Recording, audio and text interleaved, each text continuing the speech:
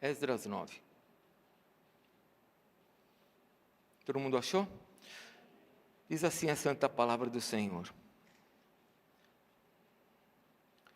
Acabadas, pois, estas coisas, vieram ter comigo os príncipes, dizendo: o povo de Israel e os sacerdotes e os levitas não se separaram dos povos de outras terras, com suas abominações, isto é, dos cananeus, dos heteus, dos ferezeus, jebuseus, dos amonitas, dos moabitas, dos egípcios e dos amorreus, pois tomaram das suas filhas para si e para seus filhos, e assim se misturou a linhagem santa com os povos desta terra. E até os seus príncipes e magistrados foram os primeiros nessa transgressão. Ouvindo eu tal coisa, rasguei as minhas vestes e o meu manto, e arranquei os cabelos da cabeça e da barba, e me assentei atônito. Então se ajuntaram a mim todos os que temiam das palavras do Deus de Israel, por causa das transgressões do cativeiro. Porém eu permaneci sentado atônito, até o sacrifício da tarde. Na hora do sacrifício da tarde, levantei-me da minha humilhação, com as vestes e o manto já rasgados, me pus de joelho, estendi as mãos para o Senhor, meu Deus, e disse: meu Deus, estou confuso e envergonhado, para levantar a ti a face, meu Deus, porque a nossa iniquidade se multiplicam sobre a nossa cabeça, e a nossa culpa cresceu até os céus. Desde os dias de nossos pais até hoje, estamos em grande culpa, e por causa das nossas iniquidades, fomos entregues nós, os nossos reis e os nossos sacerdotes, nas mãos dos reis de outras terras, e sujeitos à espada, ao cativeiro, ao roubo e à ignomia, como hoje se vê. Agora, por breve momento, se nos manifestou a graça da parte do Senhor nosso Deus, para nos deixar alguns que escapassem, para dar-nos estabilidade no seu santo lugar, para nos alumiar os olhos, ó Deus nosso, e para nos dar um pouco de vida na nossa servidão, porque somos servos, porém na nossa servidão não nos desamparou o nosso Deus, antes estendeu sobre nós a sua misericórdia, e achamos favor perante os reis da Pérsia, para nos reviver, para levantar a casa do nosso Deus, para restaurar as suas ruínas e para que nos desse um muro de segurança em Judá e em Jerusalém. Agora, ó nosso Deus, que diremos depois disso? Pois deixamos os teus mandamentos, que ordenastes por intermédio dos teus servos, os profetas, dizendo: a terra em que entrares, para a possuíres, é terra imunda, pela imundícia dos seus povos, pelas abominações com que, na sua corrupção, a encheram de uma extremidade à outra. Por isso, não dareis as vossas filhas e seus filhos, e suas filhas não tomareis para os vossos filhos, e jamais procurareis a paz e o bem deste povo, para que sejais fortes e comais o melhor da terra, e a deixeis por herança a vossos filhos para sempre. Até aqui, pode se assentar.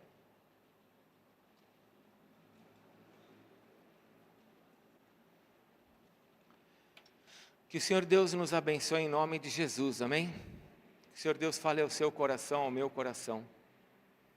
Que o Senhor Deus tome esse lugar com os seus anjos, e que o nosso coração esteja totalmente alinhado com Ele, em nome de Jesus. O Senhor conhece os que confiam nele, e se você confia no Senhor, esteja pronto para ser abençoado por Ele, em nome de Jesus. Amém? Hoje eu quero ministrar sobre nós estarmos abandonando as vergonhas que podem estar no meio da nossa família, no meio da nossa geração. Porque o texto que nós estamos debaixo da palavra é o de Josué capítulo 5, onde o Senhor disse a Josué: hoje removi de vós o opróbrio, a vergonha do Egito, pelo que o nome daquele lugar se chamou Gilgal até o dia de hoje. Então, Deus removeu a vergonha daquele povo para poder entrar na terra prometida e ser abençoado. Nós estamos num tempo de bênção e precisamos estar removendo algumas coisas das nossas vidas para podermos ser abençoados.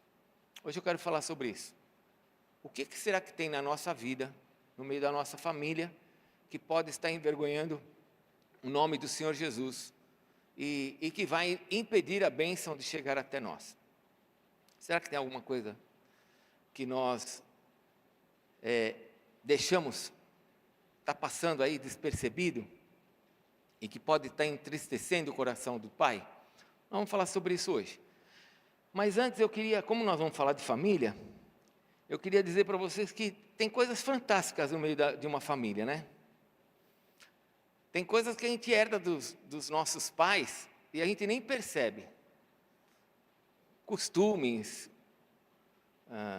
Quando eu era mais jovem, eu usava uma palavra muito comum na minha época que se chamava cacuete. Coisa que as pessoas fazem imitando o outro, ou fica constante na vida. Eu lembro que quando a Cristiane nasceu, eu sentava no sofá assim para assistir televisão. É uma coisa muito particular, tá bom? Vou contar para vocês. Eu sentava assim para assistir televisão e eu levantava assim o dedão. Imagine o pé aqui assim, eu levantava o dedão assim, fazia assim com o dedão, só com o dedão. E a Cristiane era bebezinha, tinha 1 aninho, daqui a pouco eu olhava para ela, ela estava sentada com a gente no sofá, e eu falava para ela, dá uma olhada no dedão. Ela levantava o dedão dela igual o meu. Eu falava, quem ensinou essa menina a fazer isso?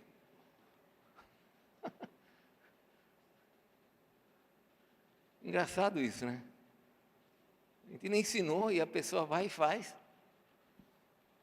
A minha mãe, ela tinha um costume que toda hora ela ia na cozinha, ela molhava a mão na cozinha, na pia, ou no banheiro, e ela pegava e passava a mão no rosto, molhada assim.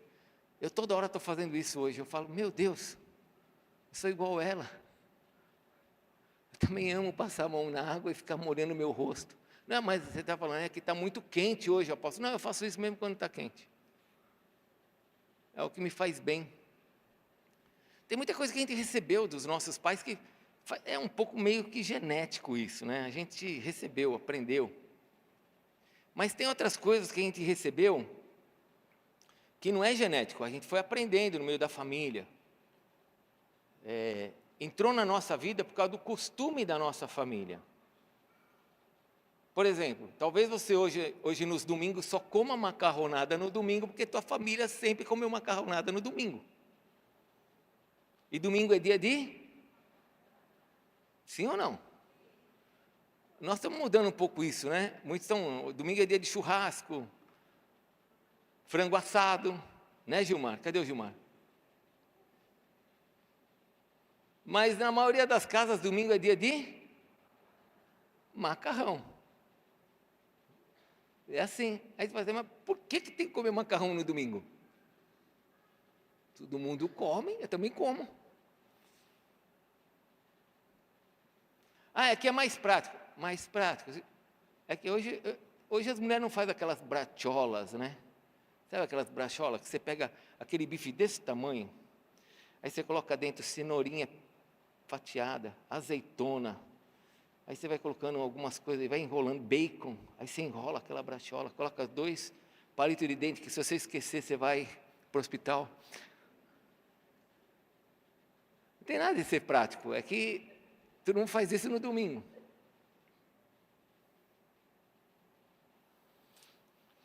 Mas não só foram as comidas que entraram na nossa vida como algo que a gente aprendeu dos nossos pais, mas também a religião, a forma de adorar a Deus também entrou na nossa vida pelos nossos pais.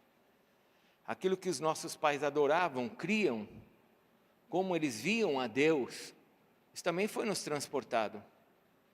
Papai do céu, se você fizer isso, Papai do céu vai te castigar.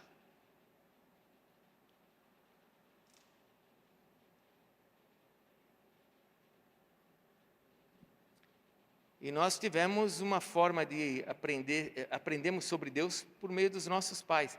Eu já ensinei isso muitas vezes, existem 3 maneiras de saber sobre Deus. Uma, a natureza ensina. A Bíblia diz em Romanos que a natureza ensina sobre Deus. Eu já falei isso várias vezes aqui. Se você conhecer uma tribo de índio no meio da selva, que nunca teve experiência com seres humanos, seres civilizados, ele vai adorar alguma coisa, ele vai adorar o Deus Sol, Deus Fogo, Deus Lua, Deus Mar, ele vai adorar algum Deus. Nunca ninguém falou sobre Deus, mas ele adora, porque o homem tem dentro de si essa necessidade de adorar a Deus. Deus fez isso, Deus nos fez um espírito, alma e corpo, e nós somos semelhantes a Deus, então nós precisamos adorar. A segunda forma de saber quem é Deus é por meio da nossa família, nossos pais nos ensinaram. E a terceira forma de saber quem é Deus é por meio da palavra de Deus, porque os nossos pais podem ter nos ensinado a forma errada de quem é Deus. Então, existem muitas coisas que vieram para a nossa vida que fazem parte de algo genético, né? Mas muitas coisas que nós temos vieram para a nossa vida por causa de práticas da nossa família. E aí nós também constituímos uma família. Você casou com uma pessoa que veio de uma família com práticas, conhecimentos sobre Deus, e você veio, e ela veio com outra pessoa, com outros conhecimentos. Você com uma carga de conhecimento e de experiências sobre Deus e sobre muitas coisas do mundo, sobre casa, sobre conceito de família, educação de filho, correção. Você recebeu isso. E a tua esposa recebeu um outro punhado de coisas. E agora vocês casam.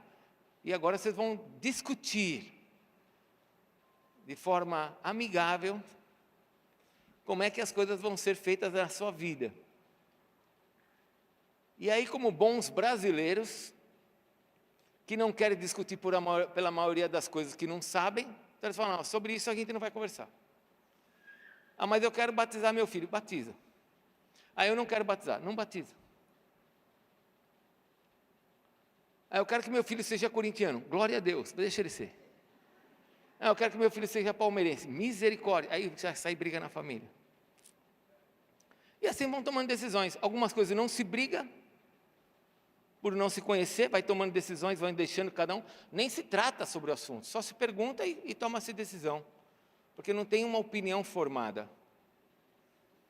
E formamos então a nossa família. E agora nós temos a nossa família com uma carga enorme de informações que nós herdamos dos nossos pais, avós, bisavós. E você agora tem a carga da família da tua esposa. Isso se ajunta. E muitas coisas não se conversam e vai ficando no meio da família. Eu lembro que quando eu não era cristão, né, não era evangélico, a minha mãe, minhas avós falavam assim, a mesa é sagrada. Mesa é sagrada. Então, na minha família, a minha herança de família é que na hora da mesa não se discute e não se briga, se come bem. Eu aprendi a gostar de comer por causa dessas coisas. Mas aí vem essas misturas agora, de religião, de formação. Eu lembro que quando eu casei com a Adriana, na minha casa, descendente de italiano e bons italianos com espanhóis e português. A minha mistura, irmãos, eu nem sei mais o que aconteceu. Português, italiano, espanhol, era isso. Então, na minha casa, na hora de comer, era tudo panela em cima da mesa. Na sua casa era assim? Os mais antigos? Era panela, não era tapoerzinho, não. Aí eu casei com a Adriana, era tudo travessinha, bonitinha, de alumínio, tudo arrumadinho. Eu falei, cadê a comida?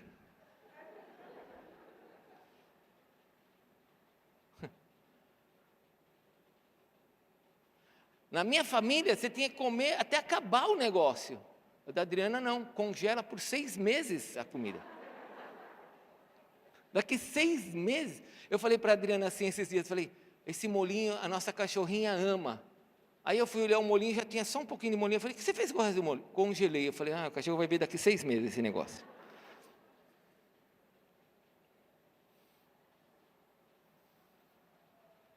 Vai comer tudo. E nós fomos recebendo um pouco do outro. E vai ficando dentro da nossa vida. Vai ficando dentro da nossa vida. A gente vai se acostumando com aquilo.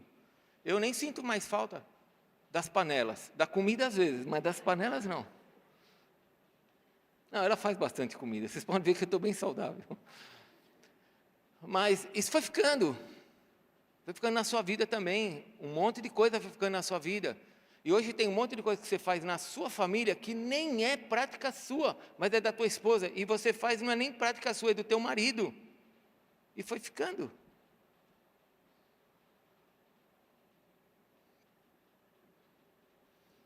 E aí agora a gente tem que fazer a seguinte pergunta: será que existem coisas na nossa vida que podem entristecer a Deus? Uma semana de jejum para nós, falarmos com o Pai e perguntarmos se tem coisas erradas. Porque eu gostaria de ler esse mesmo trecho que nós lemos. Hoje eu não vou ficar com uma homilética organizada, eu quero ler a Bíblia com você. E nós vamos depois entrar no capítulo 10. Mas eu quero ler com vocês algumas coisas que estão nesse trecho aqui. E eu gostaria que conforme você fosse lendo, você aplicasse para você. Fala para quem está do seu lado. Aplique para você. Para nós, amém? Não fica olhando agora para o teu marido falando assim, está vendo, isso aqui é para você. Não, é para nós, aplica para você. Porque na verdade, isso entrou na nossa casa. Vamos olhar aqui para esse texto que nós acabamos de ler. Vamos ver a primeira verdade. A primeira verdade é que eles se misturaram. O que misturou? Antes de continuar, qual que é o livro de Esdras? Vamos rapidinho. O livro de Esdras é um sacerdote, é ele que escreveu esse livro. No começo não parece, a gente começa a ver que foi ele que escreveu. A partir do capítulo 7, 8 e 9, a gente começa a ver que foi Esdras que escreveu. E o livro de Esdras é um grupo que Artaxerxes, aliás, começou com o rei Assuero, que deixou eles voltarem para a terra prometida. Eles foram para a Babilônia como escravos, ficaram ali 70 anos como escravos, mas quando terminou o tempo do cativeiro, depois de 70 anos como escravo, o rei falou, pode voltar. Deus deu essa condição do rei, pode voltar. E ainda o rei falou assim, pode pegar os utensílios de ouro da casa do Senhor, pode pegar os utensílios de prata, se vocês precisarem de madeira, peça para o povo da além do rio a madeira e podem voltar e construir a casa do Senhor teu Deus. E eles voltaram, um grupo voltou. Saíram então da Babilônia, saíram do controle do diabo. Deus permitiu eles saírem dali para voltarem para o seu lugar. E permitiu para eles voltarem e construírem o templo, para adorarem o Deus verdadeiro. Porque eles estavam na Babilônia diante de um monte de deuses, como no passado foi no Egito. Então é esse contexto. Babilônia e agora diante do Deus verdadeiro. Nós, presos na religiosidade, diante de tantas culturas mentirosas de deuses, e agora estamos diante do Deus verdadeiro, o Deus da Bíblia, o Deus de nosso Senhor Jesus Cristo. E agora eles estão voltando. Vamos ler rapidamente algumas coisas? Primeira verdade, eles se misturaram. Esdras 9, versículo 1. Acabadas, pois, essas coisas, vieram ter comigo os príncipes, dizendo, o povo de Israel e os sacerdotes e os levitas não se separaram dos povos de outras terras, com as suas abominações, isto é, dos cananeus, heteus, dos jebuseus, ferezeus, amonitas, moabitas, egípcios. Tomaram suas filhas, versículo 2. Os sacerdotes se misturaram, a linhagem sacerdotal se misturou. E não só eles, no versículo 2, os seus príncipes, os seus magistrados, eles foram os primeiros a transgredirem isso. Versículo 3 diz que quando Esdras escutou isso, ele não ficou quieto. Ele não olhou e falou assim, mas isso é minha esposa que faz, o problema é dela. Isso aqui é meu marido que faz, o problema é dele. Não, cada um vai responder diante de si, cada um responde por si diante de Deus. Essa é uma verdade, mas quando nós falamos de família, você, marido e mulher, responde diante de Deus. E Esdras, quando escutou isso no versículo 3, diz que ele rasgou as suas vestes, arrancou o cabelo, irmãos, está falando que ele arrancou, a palavra no hebraico quer dizer, puxou, isso deve ter doído demais, arrancou a barba, às vezes eu tenho um fiozinho, que sai aqui do meu nariz, porque como eu sou descendente de italiano, eu tenho pelo em todo lugar, né, espanhol, às vezes eu pego um fiozinho aqui, que está no nariz, eu puxo, mas me dá uma dor. Eu me fico imaginando arrancar a barba inteira. E aí, Fábio, está disposto? Deve doer demais esse negócio, não deve? A Bíblia diz que Esdras fez isso. Então, a primeira coisa que a gente entende aqui, a primeira verdade, é que eles viram que se misturaram. Você não casou com um cristão. Você não casou com uma pessoa que temia Deus. A maioria de nós casamos com gente que acreditava em coisas diferentes. Uns talvez com um catolicismo mais claro, outros com um catolicismo misturado com espiritismo, que nem sabe o que é. É católico, mas acredita que não pode passar debaixo de escada, acredita em cristais, acredita em horóscopo, acredita em voodoo, acredita... Aí você fala, nem que é isso, né? Era eu, esse aqui era eu, viu? Era eu. Não é você não, era eu era esse cara aqui. E Esdras olha e fala assim, nós nos misturamos. Então essa é a primeira coisa que a gente tem que entender, nós nos misturamos. Versículo 4, nos ensina uma verdade, que nem todos que estão aqui vão se preocupar com isso. Aí você vai falar, nossa, apóstolo, você está me julgando? Não, eu não estou te julgando, eu estou dizendo que alguém, não é você, alguém, não vai se preocupar com isso. Porque olha só, versículo 4, então se ajuntaram a mim todos os que tremiam das palavras do Deus de Israel, por causa da transgressão dos cativeiros, do cativeiro. Então está falando assim, ó, então se juntaram a mim todos os que tremiam, não eram todos, só se ajuntaram a eles os que tremiam, porque um grupo não tremeu, um grupo não se preocupou, um grupo não se importou, mas teve um grupo que olhou e falou assim, caramba, nós estamos errados, nós nos misturamos, e as nossas práticas não são a que Deus pediu. Porém, um outro grupo que não tremeu, que olhou e falou, que é, qual que é o problema? Deixa assim mesmo. No céu Deus resolve.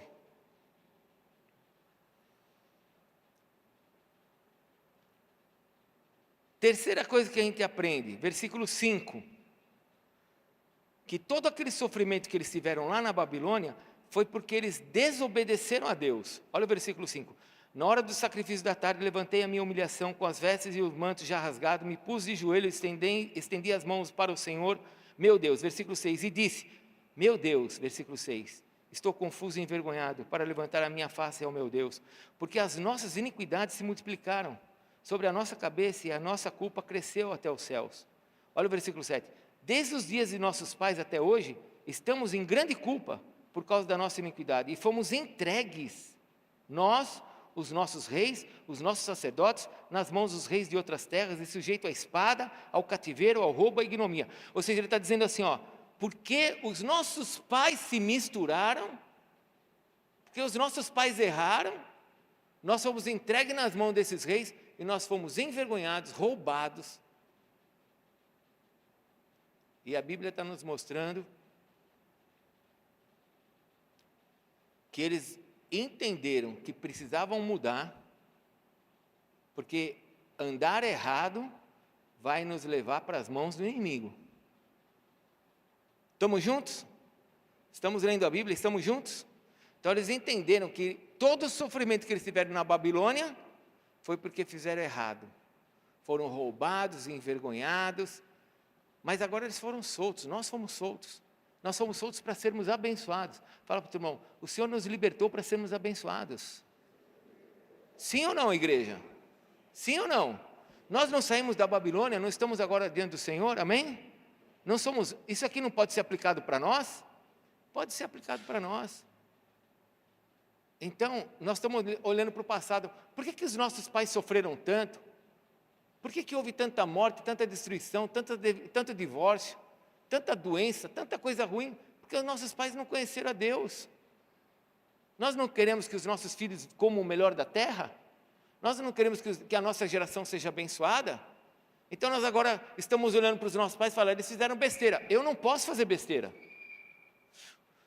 Continuando, versículo 8, Deus manifesta graça. Deus gera a condição para aquele povo mudar. Versículo 8, agora por breve tempo, se nos manifestou a graça da parte do Senhor, nosso Deus, para deixar alguns que escapem e para dar-nos estabilidade. Vamos lá para o finalzinho do versículo 9. Vamos para o versículo 9. Porque somos servos, porém a nossa servidão não nos desamparou o nosso Deus. Antes estendeu sobre nós a sua misericórdia e achamos favor perante os reis da Pérsia, para nos reviver. Olha só, para levantar a casa do nosso Deus. Ou seja, você hoje está levantando o templo de Deus no seu coração. Você está fazendo com que Deus cresça no seu coração. Continue.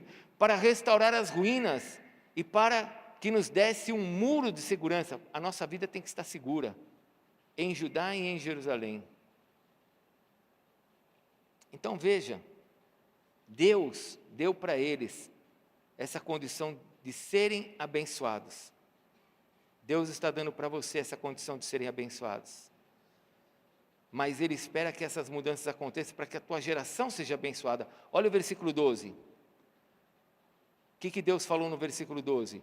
Não dê os seus filhos, não dê suas filhas, e nem tome para si os filhos deles, ou os vossos filhos, e jamais procurareis a paz e o bem desse povo. Finalzinho do versículo 12.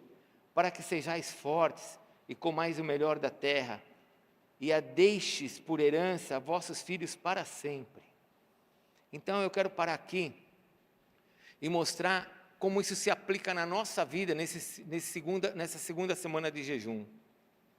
Eu preciso tirar da minha vida aquilo que veio da minha família e da família da minha esposa, aquilo que veio da cultura que eu herdei de professor da escola, de amigos, da tia, do tio, de um parente influente, porque às vezes não foi nem teu avô que influenciou teu pai, às vezes foi o irmão que influenciou teu pai, influenciou a tua casa, influenciou a forma de você cultuar a um Deus que você nunca entendeu aquele tipo de Deus. E Deus está falando assim, ó, eu tirei vocês da Babilônia, e eu tirei vocês para vocês restaurarem um muro e a adoração ao meu nome. Só que no meio dessa mistura, se nós não arrancarmos o que está errado, nós não seremos abençoados. E agora você deve fazer a seguinte pergunta, porque você é uma pessoa inteligente, você deve fazer a seguinte pergunta. Então, o que eu tenho que fazer? Porque eu não sei nem como olhar isso. Eu vou te ajudar, mas antes eu quero que você continue lendo a Bíblia, porque Deus é que vai falar com você. Vamos ver mais 3 coisas na Bíblia, rápida? Vamos agora para o capítulo 10 de Esdras. Estamos no capítulo 10? Ok? Quem está nos ensinando é a Bíblia, eu só estou aplicando na nossa vida. Versículo 1. Enquanto Esdras orava e fazia confissão, chorando, prostrado, diante da casa do Deus, ajuntou-se a ele de Israel muito grande congregação, não eram todos, era muito grande congregação de homens, de mulheres e de crianças, pois o povo chorava com grande choro. Primeira coisa que a gente vê aqui, porque nós vamos ver o restante, é que houve arrependimento. Fale comigo, arrependimento. O povo se arrependeu. O povo ouviu o que Esdras falou, é como se o povo tivesse me ouvido. Aliás, eu não sei se você sabe, se você ler os outros capítulos de Esdras, você vê que Esdras coloca um púlpito de madeira, é o primeiro púlpito que é feito na terra. Esdras faz um púlpito de madeira e ele começa a pregar para o povo. E está dizendo que uma grande multidão, não são todos, uma grande multidão se reúne com Esdras e eles estão chorando fortemente. E aqui mostra o que? Arrependimento. A coisa está errada e nós precisamos mudar. Essa é a primeira coisa que a gente vê para a mudança. Arrependimento. Não há mudança sem arrependimento. Arrependimento, a palavra arrependimento quer dizer voltar atrás. Fale comigo, voltar atrás. É como se você estivesse, eu dei uma vez um exemplo desse aqui, é fácil de entender. É como se você entrasse na Washington Luiz, em direção a São José do Rio Preto, e você falasse assim, eu estou indo para a praia. Você entendeu o que eu falei? Você entrou na Washington Luiz em direção a São José do Rio Preto, e você fala assim, eu estou indo para a praia. Você vai chegar em alguma praia, mas não a do litoral de São Paulo, certo? Porque para ir para a praia você tem que pegar Washington Luiz e ir em direção a São Carlos. Tudo bem? Arrependimento é você estar olhando e falar assim, caramba, já paguei até o pedágio, que besteira que eu fiz. Mas eu tenho que voltar. Porque se eu voltar, eu não vou, se eu não voltar, eu não vou chegar na praia. Não adianta continuar. Ah, mas vai dar certo. Fala para o teu irmão, vai dar certo? Não, mas vai dar certo. A gente pega um atalho lá em cima.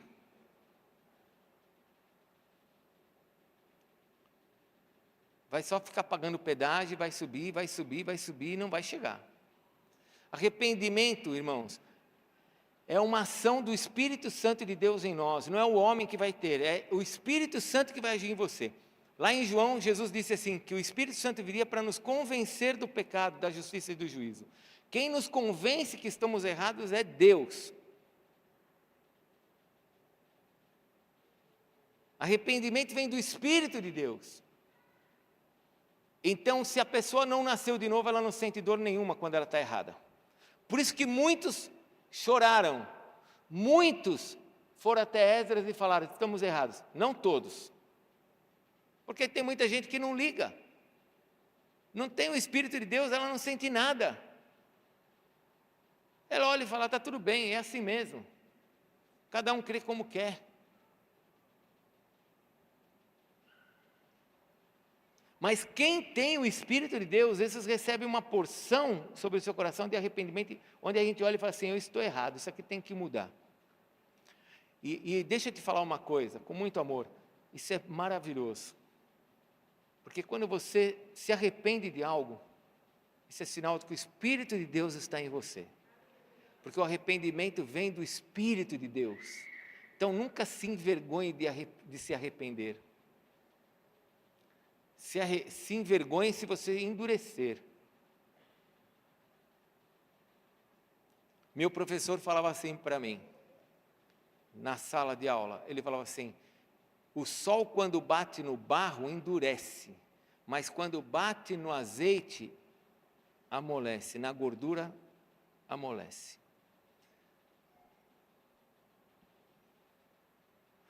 O mesmo sol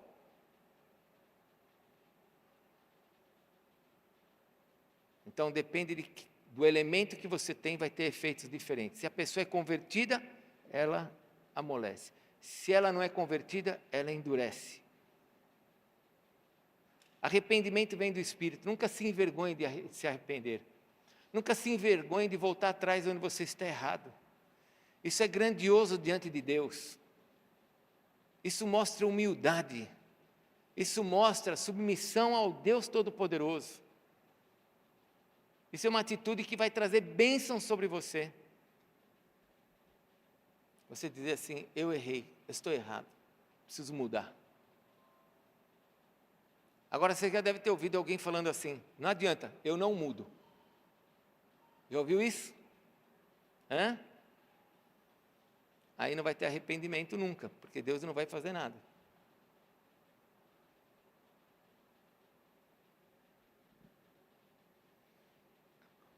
Na minha época, era o óleo, a gordura e o barro. Mas hoje sabe que as coisas evoluíram, né? Hoje os exemplos é o ovo de galinha e a batata. A mesma água fervendo faz com que o ovo fique duro e a batata fique... É a mesma água. O que muda são os elementos, são as pessoas. Então eu preciso ver o que acontece dentro de mim quando eu escuto algo da palavra de Deus. Quando eu escuto algo dentro da palavra de Deus, quando o Senhor fala, você está errado. Como é que você reage diante daquilo que o Senhor te fala que você está errado? Vou mudar ou você fala, não, não é isso. Eu preciso de 32 argumentos para que eu mude. Eu preciso que me convençam. Não basta um versículo? Não basta o Senhor falar que está errado? Vamos avançar, então arrependimento é importante. Fale comigo, arrependimento é importante. Segunda coisa, versículo 2 do capítulo 10. Olha, agora a coisa vai começar a ficar mais difícil. Mas eu vou parar aqui no versículo 5. Então Secanias, filho de Jeiel, um dos filhos de Elão, tomou a palavra e disse a Esdras, nós temos transgredido contra o nosso Deus. casamos com mulheres estrangeiras, dos povos de outras terras. Mas no tocante a isto, ainda há esperança para Israel.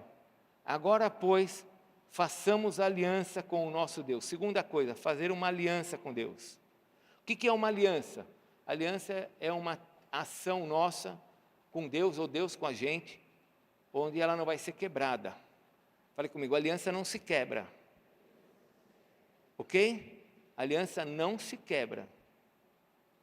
Façamos uma aliança com Deus. Vamos fazer uma aliança com Deus.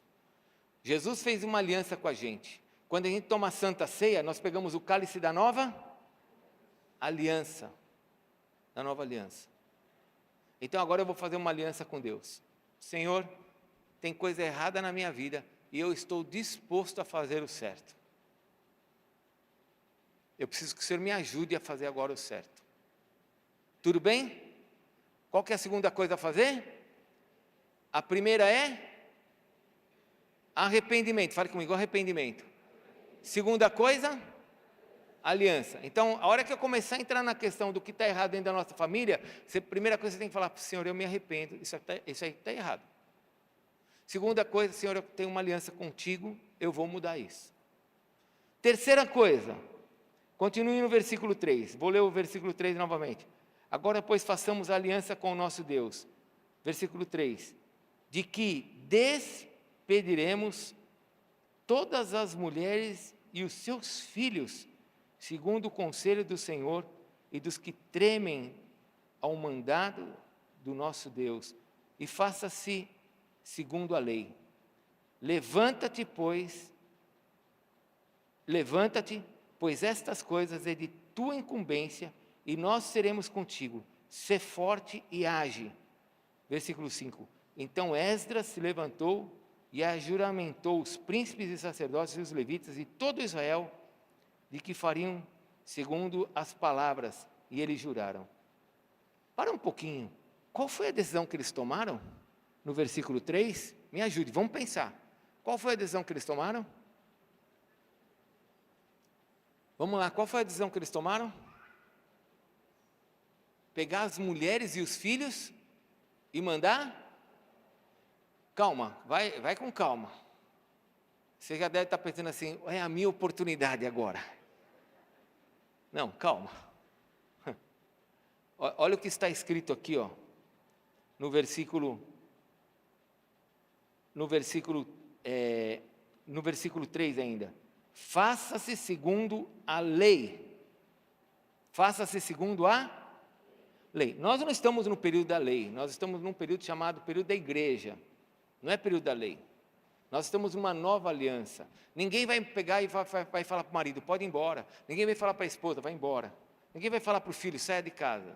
Nós não estamos nessa aliança. Nós estamos vendo o que eles fizeram.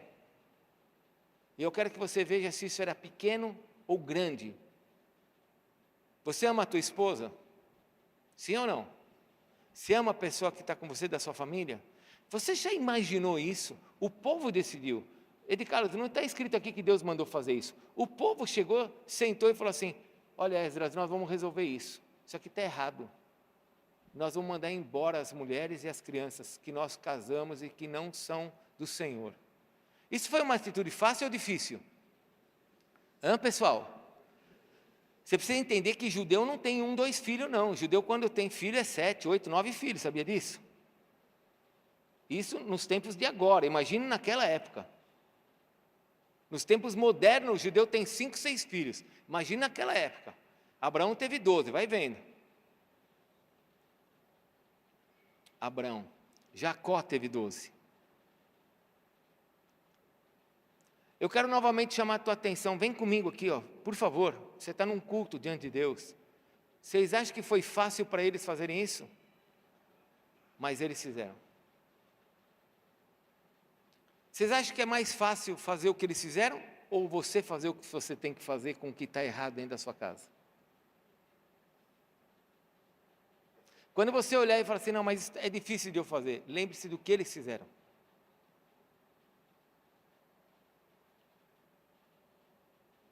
E quando você vê o que eles fizeram, você vai ver que não é tão difícil fazermos o que nós temos que fazer. Então vamos ter 5 dias de jejum. Eu gostaria que você se separasse para algumas coisas. Deixa eu falar para vocês o que é que nós temos que avaliar dentro da nossa casa. Abre lá em Mateus capítulo 10, por favor. Abra lá em Mateus capítulo 10.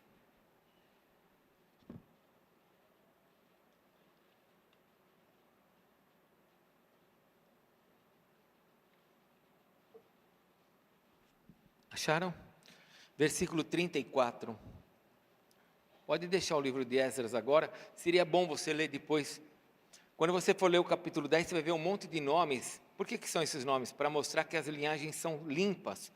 Porque daqui vai vir os descendentes, os reis limpos, de sacerdotes limpos, até chegar em Jesus. Mas olha Mateus capítulo 10, versículo 34. Jesus está dizendo assim: não penseis que eu vim trazer paz à terra. Eu não vim trazer paz, mas espada. Pois vim causar divisão entre homem e o seu, entre as filhas e a sua, e entre a nora e a sua.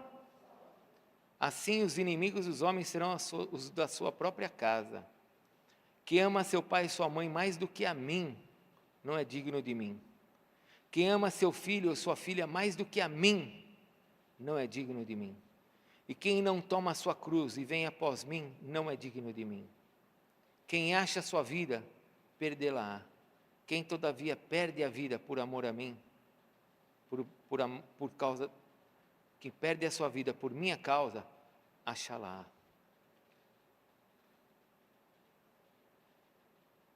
Você está disposto a avaliar sua família nesse tempo e a tirar o que tem que tirar? Novamente, ninguém está falando de marido, esposa, porque nós não estamos na lei. Se fosse lei, nós teríamos que fazer isso, mas não estamos na lei. Então vamos avaliar algumas coisinhas. Se você puder anotar, abre aí o nota do seu celular, abre aí a sua Bíblia, se você tiver uma caneta e uma folhinha, anote algumas coisas que eu vou te falar, para que nesse jejum você possa olhar e ver o que é que tem do teu marido, da tua esposa, no meio da sua casa, que vocês estão fazendo, que pode estar entristecendo a Deus e que pode impedir a bênção sobre a tua geração. Vamos olhar? Primeira coisa que eu gostaria que você avaliasse: costumes da terra. Agora eu vou entrar em coisas pessoais, vou sair da Bíblia e vou para o pessoal. Hoje é domingo, amém? Hoje é? O que é o domingo? Primeiro dia da semana. O domingo pertence ao Senhor. Então vamos lá. Como que é o seu domingo? O seu domingo é como Deus gostaria que fosse, ou o seu domingo é como tua esposa ou teu marido instalaram dentro da sua casa? Domingo é dia do Faustão, do Gugu. Não, o Gugu já acabou, né? Eu estava pensando, quem que eu vou usar como exemplo? Eu fiquei pensando que eu vou falar do Chacrinha. Não, Chacrinha não dá mais, né? Ninguém sabe que esse cara existiu um dia. Existiu, viu? Um cara chamado Chacrinha. Mas o domingo é do Senhor? Sim ou não? Você sabe que o domingo é do Senhor? Então, como é o teu domingo? É daquilo que vem do teu marido, da tua esposa, do teu avô? Como é o teu domingo? Ou o domingo é do Senhor? O domingo é o dia de você se preparar para vir para o culto, para adorar a Deus. O domingo é o dia em que você fica com a sua família e tem um tempo de excelência com a sua família, que vocês vão comer juntos, que vocês vão brincar, que vocês vão fazer coisas gostosas juntos e também vão vir para a igreja, porque o domingo é do Senhor. Ou alguma coisa pode tirar de você o domingo por causa das tradições da sua família, das misturas da sua família. E sempre aparece alguma coisa mais importante no domingo. Como é o seu domingo? Como é o teu tempo de cultuar a Deus no domingo? Porque você se lembra no teu passado que você ia talvez numa missa, que você ia talvez em algum lugar, e 45 minutos você já saía dali, e do jeito que você saía, você continuava? Lembra do passado? Que nós herdamos isso. E agora quando eu venho na igreja, eu venho diferente daquilo ou eu venho igual àquilo? Esperando que acabe rápido? Porque algumas pessoas não têm dificuldade de passar 5 horas dentro de um shopping, mas têm dificuldade de ficar 2 horas dentro de uma igreja. como é o nosso domingo. Avalie-se. Eu não estou aqui para te acusar, eu estou aqui para te ajudar. Eu já sofri essas crises na minha vida. Eu já contei para vocês, contei para os jovens recentemente. Teve um tempo na minha vida que eu olhei e falei assim, meu Deus, eu não vou mais no Corinthians, eu não nado mais, eu não faço mais, eu só vou para a igreja, estou ficando louco. Eu já tive essa crise. Eu sou um bitolado.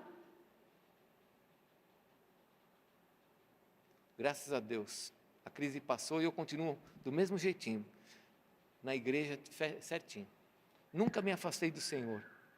Me converti com 21 anos de idade, tenho 60, nunca saí da presença do Senhor.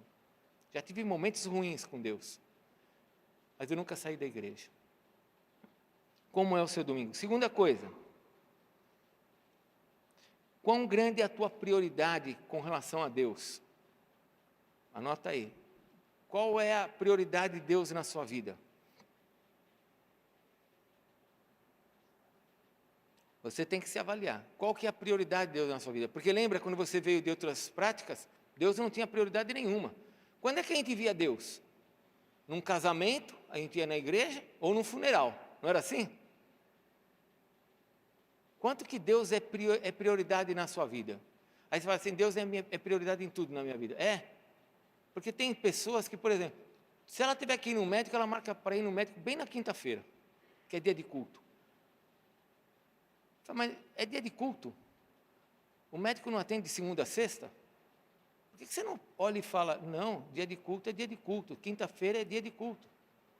Eu só cultuo a Deus. A igreja cultuava a Deus todos os dias, no primeiro século. A gente só cultua a Deus de domingo e quinta-feira. E às vezes a pessoa marca o médico bem na quinta. É que o médico só tem aquele dia. Só tem aquele médico? Eu estou sendo exagerado? Não, não estou sendo exagerado. Eu aprendi essas coisas na minha vida. Teve uma época que tinha uma pessoa que a gente conhecia, que ela tinha uma escola. Ela fazia reunião de pais sempre nas quintas-feiras. E minha filha estudava lá, e era bem na quinta-feira. À noite tinha reunião de pai. Mas meu Deus, mas bem na quinta-feira? Tem segunda a sexta-feira para fazer reunião de pai? Tinha que ser bem na quinta-feira? É porque as pessoas não têm Deus como prioridade. Elas não percebem. Porque nunca tiveram na vida, continuam não tendo, se misturaram e não percebem que Deus é a prioridade da vida delas. Não estou aqui para acusar, estou aqui para que você se avalie. Terceira coisa, como que é o tratamento seu com o seu cônjuge? Como é que você trata seu cônjuge? Como você aprendeu dos seus pais, como você aprendeu da família dela, como que é esse tratamento que você trata seu cônjuge? É uma coisa para pensar. Tem que se avaliar. A tua esposa, ela é tua irmã? Sim ou não? Além de ser tua esposa, ela também é tua irmã em Cristo. Ela é filha de Deus, sim ou não? Além dela ser tua esposa, ela também é tua irmã. Você toma cuidado de mexer com as filhas de Deus. Você toma cuidado de mexer com os filhos de Deus. Como é que você trata o seu cônjuge? Você trata com honra, com respeito? Ou você aprendeu como nos almoços da família, rir da esposa, brincar com a esposa, chamar ela de gorda, olhar na televisão e falar assim, nossa, olha que mulherão na televisão, hein? Para provocar ela. Qual que é o costume que nós temos hoje dentro das nossas casas, com relação aos tratamentos entre os cônjuges? É de honra, como Deus nos ensina na sua palavra, ou nós temos coisas que nós recebemos do passado e nós não valorizamos?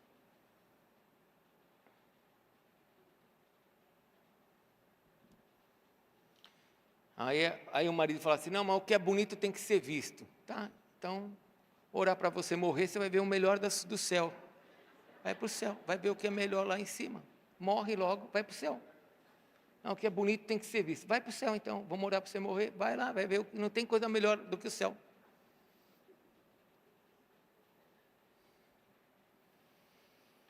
Vou avançar. Como é que você disciplina seu filho? Você bate no seu filho ou você disciplina? Não, eu não bato. Não, é óbvio, você não tem que bater. A Bíblia não manda bater, mas a Bíblia manda disciplinar. Não, mas eu não disciplino. Você está errado se você não disciplina. Porque a Bíblia diz que o pai que ama disciplina. Deus nos ama e Ele nos disciplina. E Ele diz que o pai que não disciplina é padrasto. Porque você sabe que quem tem um segundo casamento e tem filho num segundo casamento, ele não pode bater nas crianças, porque ele não é o pai biológico. Sabe disso? E aí de um pai que não é o pai biológico tocar na criança. A mãe vai falar, não toca nele porque ele é meu filho. Não é teu. Agora o pai que é pai, ele disciplina. Deus fala isso, não sou eu. E aí, mas você recebeu a herança do que para disciplinar seus filhos? Para corrigir seus filhos? Não, é que eu deixo meus filhos se estimularem a serem líderes. Isso, eles são tão líderes que mandam em você. E agora você não sabe mais como controlar isso. Eu já vi filho dizendo assim, você é meu pai, você tem a obrigação de me sustentar. Você tem a obrigação de pagar a escola para mim. Você tem a obrigação de fazer isso, você é meu pai. Você tem a obrigação. Ai, gente, eu vou falar. Se eu falasse isso com meu pai,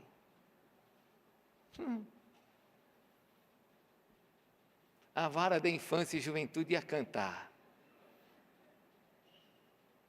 Mas eu já vi filho falando isso para o pai. Eu já vi.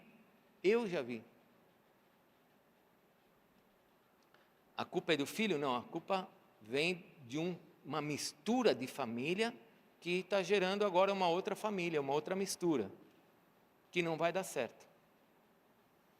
Vamos lá, vamos avançar? Colocar coisas práticas, tá bom? Porque se a gente não mudar o que é simples, como que vai mudar o que é mais complexo?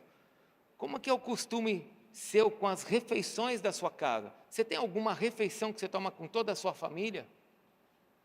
Uma, pelo menos, uma refeição no dia, você toma com toda a sua família? Eu não consigo uma. E na semana, você tem alguma...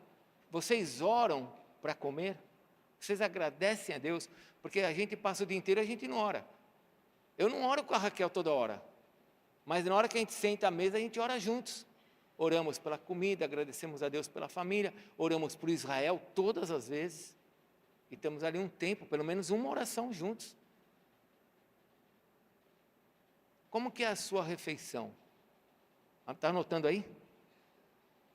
Como que é a sua mesa? A sua mesa é um lugar abençoado para você trazer a presença de Deus, porque preparas-me uma mesa na presença dos meus adversários, unge a minha cabeça com óleo e meu cálice transborda. A tua mesa é um lugar abençoado, é um lugar de reconciliação, ou é um lugar de guerra, de problemas? Não tem oração com a família. Vai avaliando, porque lembra, fala, olhe para mim, lembra, nós viemos do passado, no passado, a cultura dos nossos pais, que fizeram os nossos pais serem escravos, era essa. Nós fomos libertos e agora Deus está nos chamando para uma porção maior, para darmos herança para os nossos filhos. Agora, o que é que eu estou promovendo no meio disso? Aquilo que era dos meus pais ou o que Deus tem para mim? O que eu tenho promovido? Vou avançar mais um pouco, ainda tenho mais um tempinho. Quando vocês brigam, quem é que briga em casa? Levanta a mão quem briga aí, gente. Quem briga? Todo mundo levanta a mão.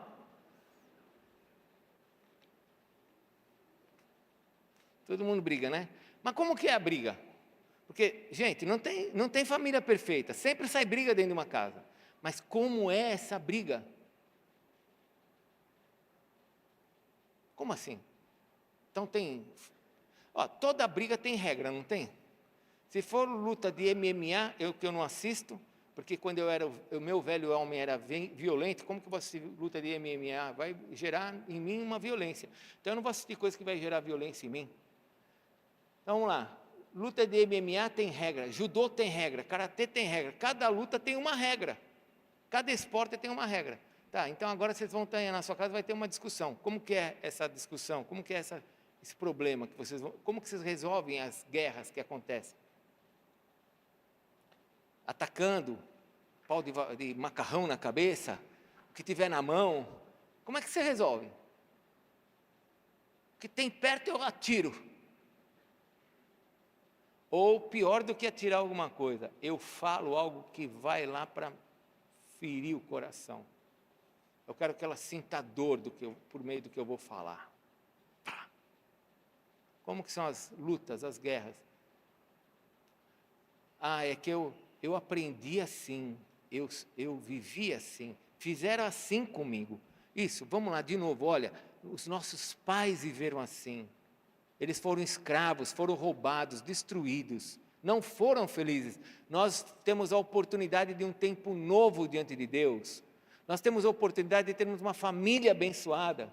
E agora eu preciso tirar isso. Me arrepender, ter uma aliança com Deus. E como Deus falou para Esdras, né? O sacerdote fala para Esdras, isso aqui é uma decisão sua, você tem que tomar decisão. Viram o que estava escrito aqui no versículo 3? Isso é uma decisão sua, você tem que tomar essa decisão. Vou avançar mais algumas coisas rápidas. O que vocês assistem em casa? Aquilo que seus pais assistiam? Ou você tem um conteúdo diferente? Vou parar aqui. Você tem marcos na sua casa? O que eu quero dizer com marcos? Você tem coisas na sua casa que quando você olha, você fala assim, isso aqui me faz lembrar das coisas de Deus? Porque lembra, olha, os nossos pais, quais eram os marcos dos nossos pais? Vamos lá? Quais eram os marcos dos seus pais? O que eles tinham em casa que você olha e fala assim, meu pai tinha uma ferradura em cima da porta. Quem tinha pai com ferradura em cima da porta? Eu não tinha, mas tem gente que tinha. Quem tinha pai ou mãe com um Buda atrás da porta? Não precisa levantar a mão, mas lembra? Quem tinha pai que tinha um quadro na sala daquele de Jesus que ficava assim, que olhava para onde você andava, ele ia acompanhando você com os olhos? Eu tinha. Onde eu andava, aquele Jesus ficava me olhando assim. Ele ia... Quais são os marcos? Você vai no Nordeste, você entra na casa de qualquer um no Nordeste, se não for evangélico, eles têm 30 mil quadros dentro da casa. Estou fazendo uma hipérbole aqui, né? Tem 10 quadros, é quadro de Padre Cício, é quadro disso, quadro daquilo, tem 30 coisas lá que eles acreditam. Então, deixa eu te fazer uma coisa, quais são as coisas que você tem na sua casa que você olha e fala assim, isso aqui é de Deus? Ou dentro da tua casa tem aquele barzinho, com os uísques e bebidas do passado? Mas quem que te ensinou a ter barzinho em casa? Não, é que eu via na casa os meus amigos, o pessoal tinha, então eu também. O que eu faço com isso? Quebra, não vai dar para alguém, né, gente? Eu não bebo mais, vou dar tudo isso aqui para as pessoas. Eu lembro quando eu me converti, eu trabalhava numa companhia, eu era comprador, eu ganhava uns uísques, nunca bebi uísque, mas ganhava uns uísques, quando eu terminava o final de ano, eu pegava tudo aquilo e vendia, Ballantines, eram uns uísques caros da época, e eu ganhava uma grana depois vendendo aquilo lá. Aí eu me converti, tinha um monte na minha casa. Fui abrindo um por um, tudo jogando fora. Não é meu, também não vou dar para ninguém. Mas o que você tem na sua casa que você olha e fala assim, isso aqui tem que sair daqui, porque isso aqui não me lembra coisas boas.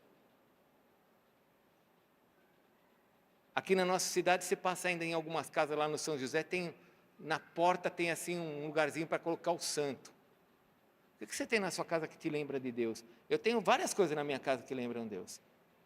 Tem alguns quadrinhos de Israel, eu tenho uma tumba que a pedra já rolou e que está vazia. O que você tem que te lembra? Agora, eu não tenho essas coisas que me lembram Deus. Tá, então tire aquelas que você sabe que te levam para longe de Deus. Tire aquelas que não te fazem lembrar de Deus. E um dia você vai ter alguma coisa que você coloque lá que você vai se lembrar de Deus. Feche a sua Bíblia, vamos orar. Vamos começar uma semana de jejum. Bom, com essas perguntas, eu quero deixar aberto para você nessa semana de jejum. Talvez a gente até fale sobre isso no podcast. O podcast é de semana passada, assista o podcast de semana passada.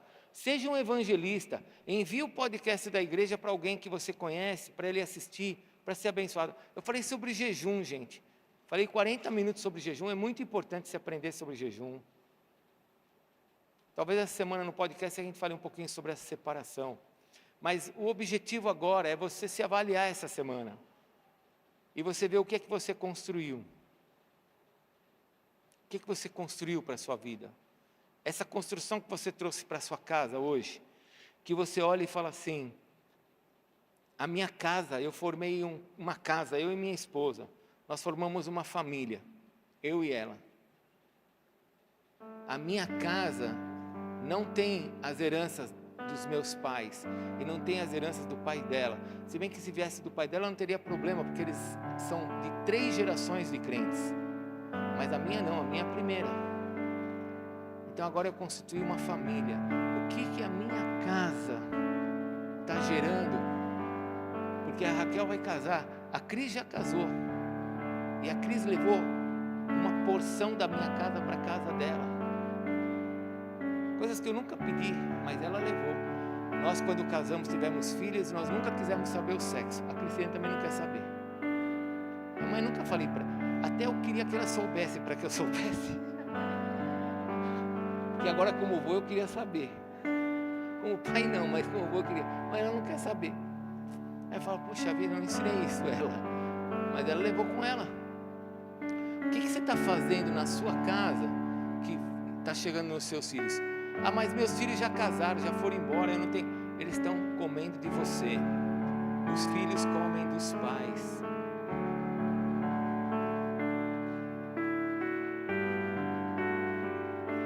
A Bíblia diz que não são os filhos que ajuntam para os pais, mas os pais que ajuntam para os filhos.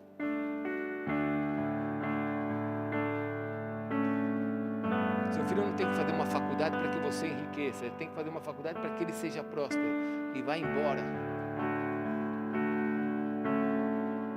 O que vocês estão fazendo? Como que é a sua casa? Como que são as brigas? Como é a comida?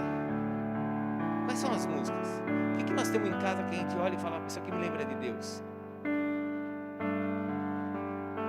E assim a gente vai tirando de dentro de casa que vieram dos nossos avós, que de forma maravilhosa quiseram fazer o melhor para a gente, mas eles não sabiam a verdade.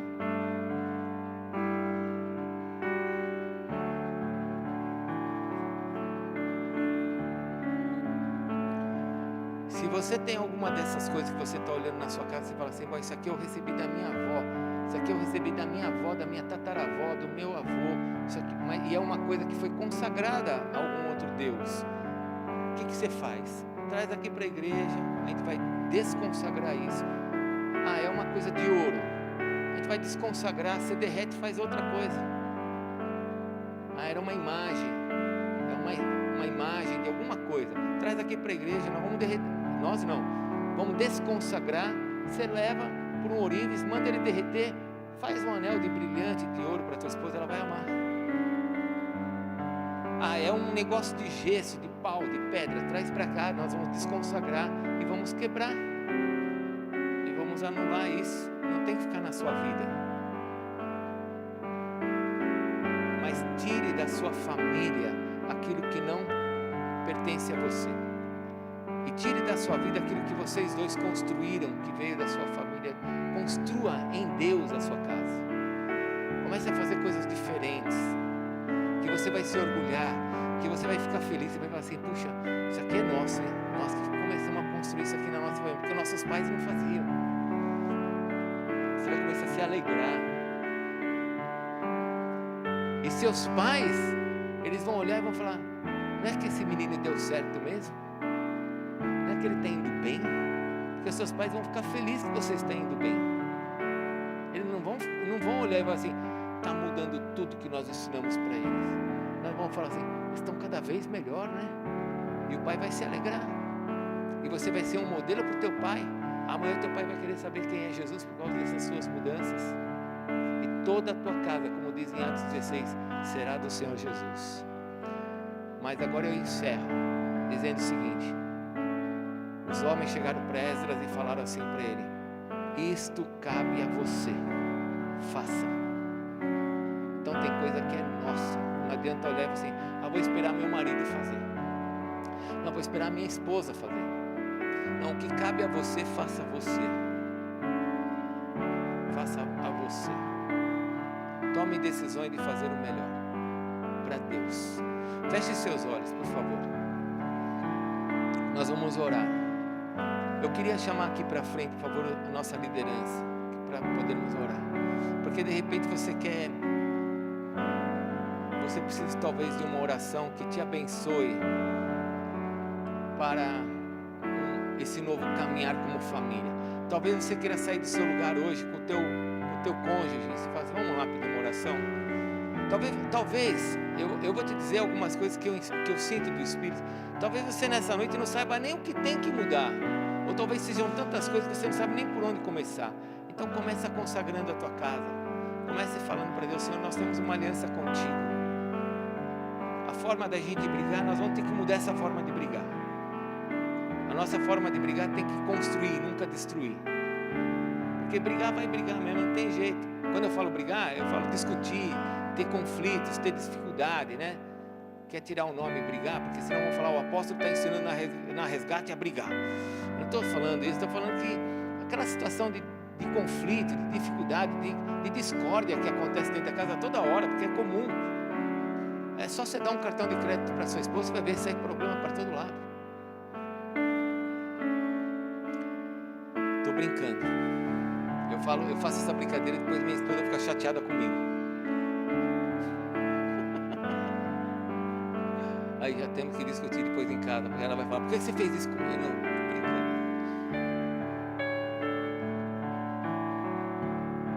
Tem coisa que precisa mudar.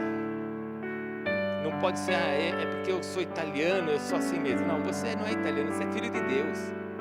Você pertence ao Deus dos céus e da terra. A nossa pátria está nos céus. Então, se você nessa noite você precisa de uma oração, você quer vir com o seu cônjuge e quer que a gente abençoe nessa aliança, nesse tempo de arrependimento, né? Nesse tempo de falar para Deus, Senhor, estamos errados. Nós queremos a tua bênção para fazermos o certo. Vem para frente que nós vamos orar com você. Senhor, eu peço nesse momento, que o teu Espírito Santo tome as nossas vidas e nós possamos, por meio do óleo, da unção, abençoar os casais, aquele que está com o seu cônjuge ou aquele que está sozinho para esse novo tempo. Ouve a nossa oração agora. Ajuda-nos, porque nós queremos fazer uma aliança contigo.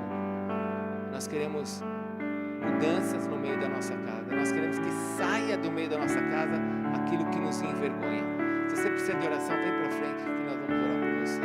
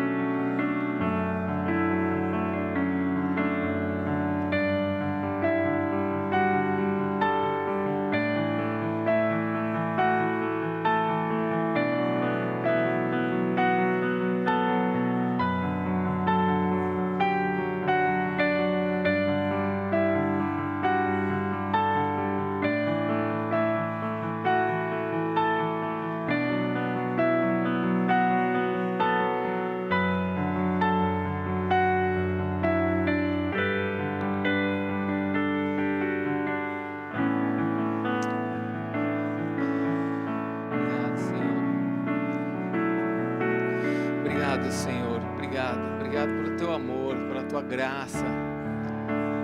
Obrigado pela alegria que o Senhor nos faz sentir, Senhor, em vermos que nós enxergamos que tem coisas erradas, que precisam mudar.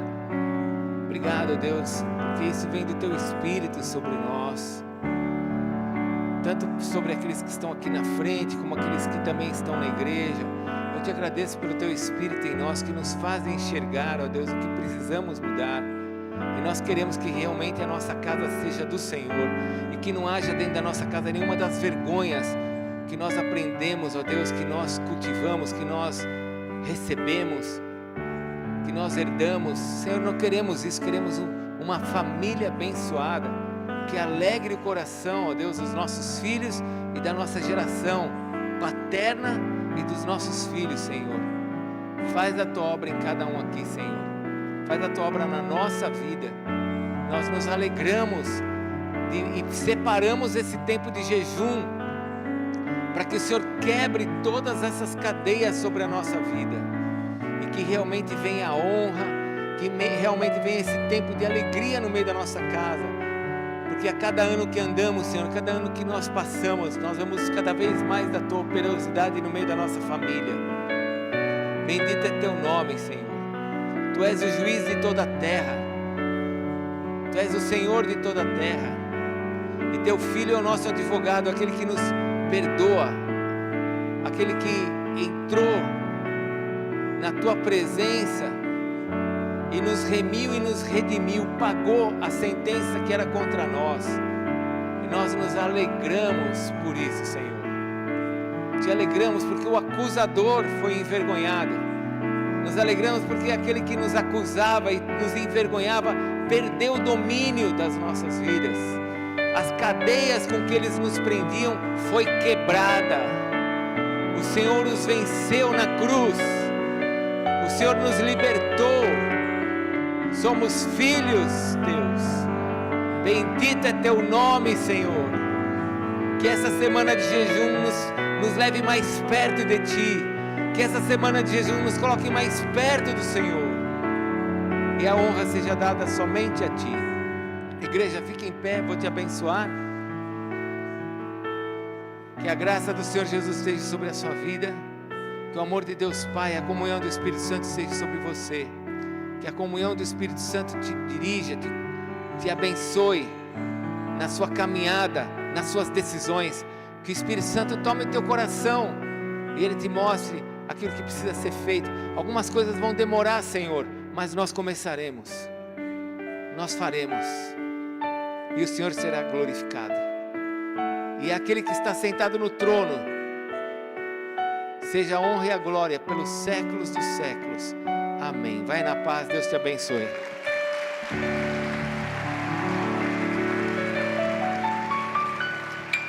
Aleluias.